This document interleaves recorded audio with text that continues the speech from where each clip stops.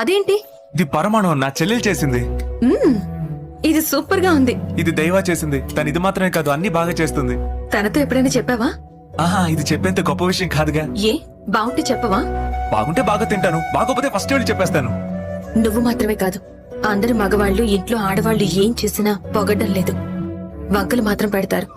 ఇది బాగుందని వెళ్ళి తనతో చెప్పు. పరమాణం చేసావు కదా. పర్వాలేదానికి ఏంటి ఇప్పుడు? నచ్చలేదా? ఇంకొంచెం పెట్టమంటావా? చక్కెర తక్కువైందా?